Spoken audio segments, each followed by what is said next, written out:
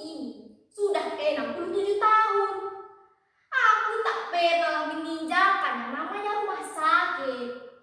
Aku selalu sehat. Nah, tiba-tiba penyakit ini datang tidak tepat pada waktunya. Aku belum bersiap. Dia sudah mulai menyerup masuk ke dalam kamarku dan membetot mataku. Ah, suster!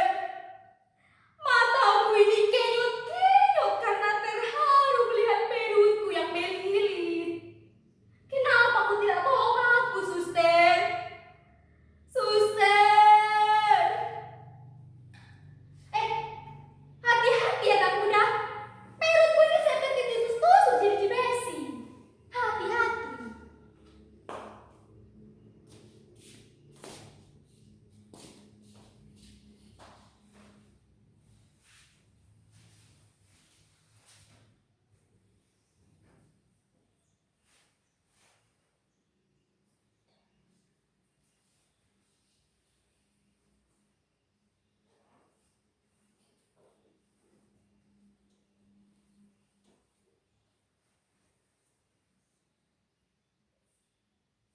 Sebelum aku panggilkan dokter, ku tanya sekali.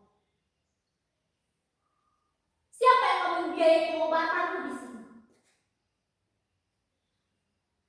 Kau lihat kepalamu, penyok-penyok bukan? Itu tanda-tanda klinis kalau kau mengalami benturan keras. Tanda-tanda itu berarti kalau kau tidak bisa berpikir secara normal. Dan itu biayanya mahal dan berbulan-bulan loh. Apa kau sanggup? Kalau kau sanggup, aku akan membeberkan tahapan medis.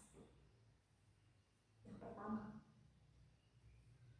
kau akan menjalani tindakan empati, yaitu sebuah tindakan radiografi untuk mengetahui kondisi pembuluh darah dan syaraf-syaraf yang ada di kepalamu. Dan itu biayanya bisa mencapai 5 juta rupiah. Apa kau sanggup? Kalau kulihat, sepertinya kakimu juga mengalami patah tulang. Nah, untuk mengetahui kakimu masih utuh atau sudah remuk, itu juga perlu tindakan MRI atau setidaknya ronsen. Ronsen itu juga tindakan medis dan membutuhkan biaya. Biayanya bisa mencapai 5 juta rupiah.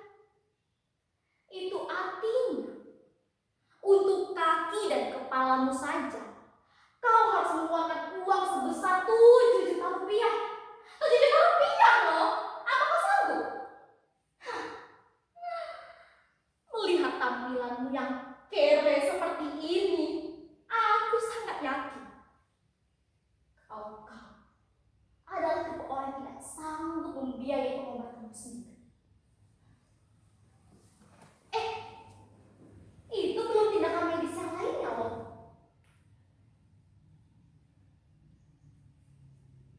Jabatanku memang hanya seorang perawat di sini. Tetapi aku berhak penuh atas nasibmu. Camkan. Masa ditanya nama saja kau tidak tahu? Semua orang kan punya nama, karena semua orang pasti punya KTP. Ini belum lagi aku tanya kepadamu, siapa yang akan menjamin pengobatan selama kau di rumah?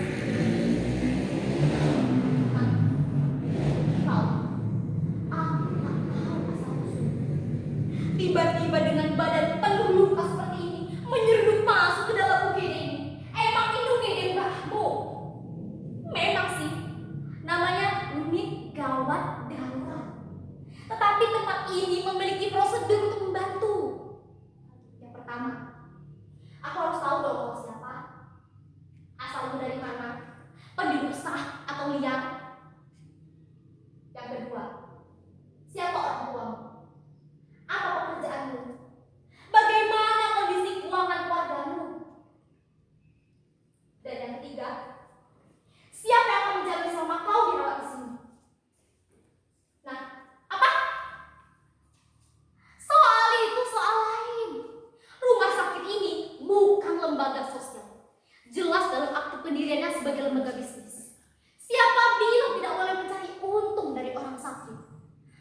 Sang Kisah tidak mendoakan orang sakit, kau tetap halal. Siapa suruh kau sakit?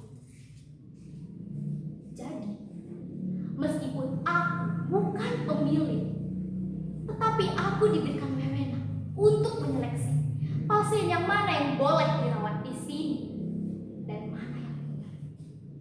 Bahkan dokternya pun aku yang menentukan.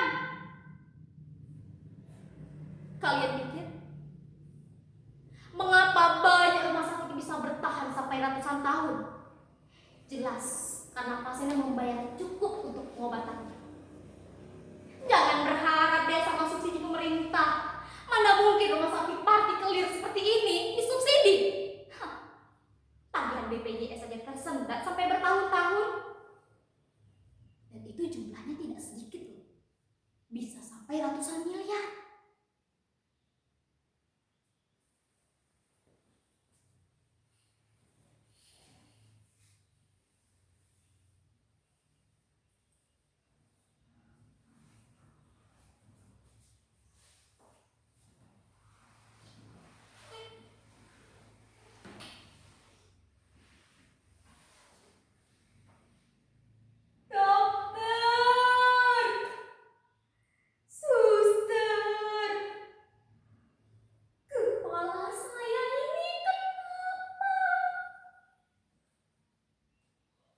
Suster tadi penyok-penyok.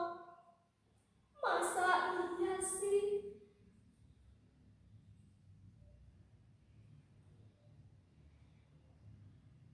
Saya ini cuma gelandangan yang iseng cari makan di seberang rel. Mungkin karena perut keroncongan sejak 2 hari. Telinga gak mau diajak kerjasama. Ditambah lagi otak yang gak mau menawan langsung dari masinis. Perasaan dulu ketika namanya masih KRL, saya bebas saja naik kereta dekat gerbong, bolak-balik dari Rangkas Bitung ke Tanah Abang. Nggak perlu bayar, tinggal kuat-kuatan gelantungan. Kalau kau lebih kuat, kau bisa naik di atap gerbong.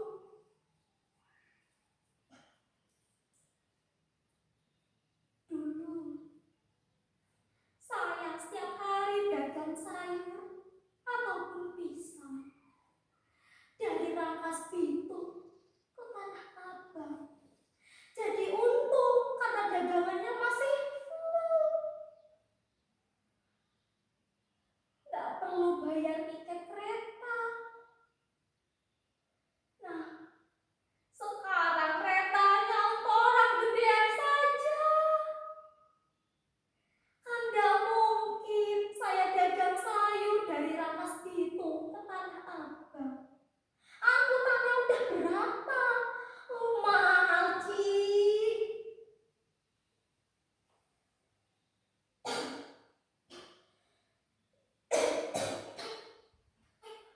Dokter, kepala saya kok penyok-penyok begini?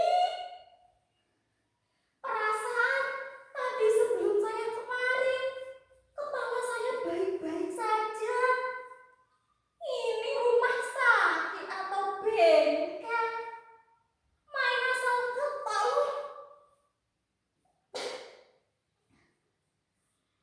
Dokter, suster, saya pastikan saya tidak akan mampu bayar pengobatan di sini. Saya juga tidak mau dibawa kemari. Suster, percaya tidak sama yang namanya nasib? Saya itu di sini karena nasib. Sekarang saya sudah di sini. Apakah suster akan membiarkan anak Tuhan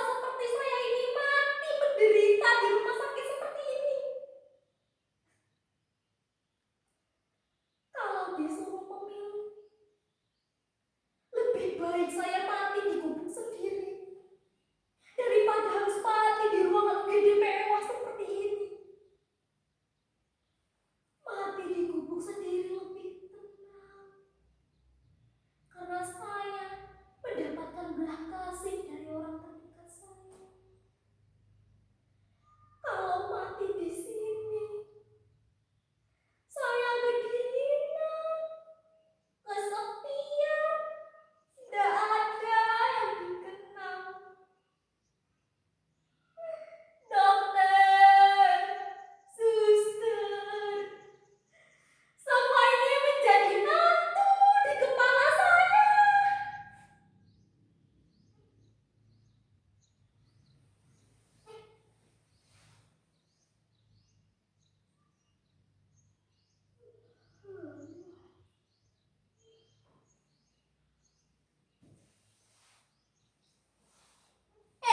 Puyo, kau dengar tak ada di kiri hutan di sini? Aku dengar ada yang teriak-teriak memanggil dokter tadi. Suster, kau dengar tak pasien di sebelahku mengeluh tadi? Suster, aku tak sukalah kau begitu galak kepada pasien miskin. Kau bolehlah mencari untung dari orang sakit, tetapi kau tidak bolehlah mengabaikan orang miskin. Suster, rumah sakit ini untuk siapa saja, terbuka. Kau setuju kan? Kalau kau setuju dan pasien harus membayar, kau kan bisa atur. Suster, kau kemana? Aku ini memanglah tidak banyak uang, tetapi aku masih memiliki belas kasihku terhadap orang-orang tertua, sama seperti pasienmu hari ini. Aku tak perlulah tahu KTP-nya, orang tuanya, apalagi istrinya.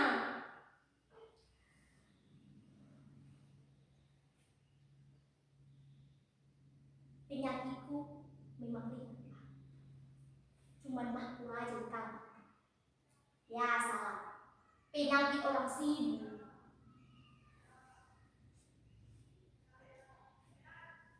Sekarang ringan-ringanlah penyakitku. Tapi bisa saja suatu saat nanti Tuhan berikan aku penyakit yang lebih besar. Di saat ringan seperti inilah aku membantu. Suster, coba pakai. Biar aku nanti menanggung semua pengobatan pasien itu. Biar anakku nanti akan ngurus. Sudah cukup kan? Berapapun tanggungannya, biar aku aja yang akan membayarnya. Mengerti kok, suster?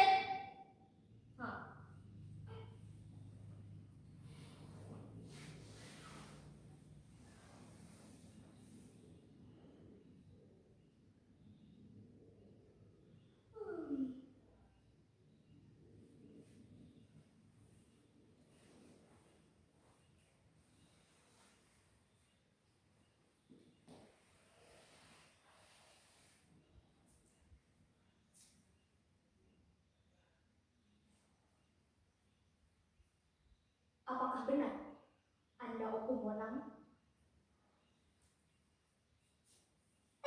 Siapa kok berani-beraninya panggil aku Bonang? Tapi benar kan Anda bernama Opu Bonang? Kau panggil aku Opu saja. Baik Opu, saya Raden Mas Kencono. Oh, Raden Pada.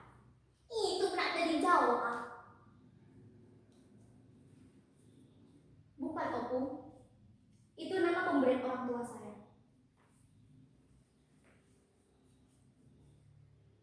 Ada apa kemari?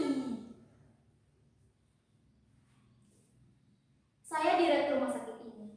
Di sini, saya ingin berterima kasih kepada Opung dan ingin memberikan kabar. Karena Opung telah membiayai semua pengobatan pasien itu. Cuma, masalahnya, apa lagi? Sudah kubilang, pengobatannya semua aku yang menanggung. Ini bukan masalah mencari untung loh Pak Dokter. Ini hanya aku paham kepada dia. Aku tahu, dia pasti punya keluarga dan anak yang membutuhkannya di rumah. Pak Dokter, kau bilang itu ya sama suster. Kau nasihati dia. Jangan pula dia meremehkan orang, apalagi menghinanya. Kita itu semua sama di mata Tuhan, mau miskin ataupun kaya. Ah, aku tahu maksud Pak Direktur. Pak Direktur meragukan aku, bisa atau tidak akan membayar semua tagihan itu. Janganlah Pak Direktur ragu. Kalau Pak Direktur ragu, mau kemana saja kita di sini, biar aku bayar di sini. Kenapa Pak Direktur? Pak Direktur candu melayani aku. Kalau Pak Direktur candu, bawa kemana saja itu susternya. Biar sekalian aku ceramahi dia. Tapi Opung, saya di sini hanya ingin memberitahu bahwasannya pasien itu telah dinyatakan terminal. Terminal? Apa maksudmu? Aku tidak mengerti. Pasien itu telah dinyatakan meninggal dunia. Kami mohon maaf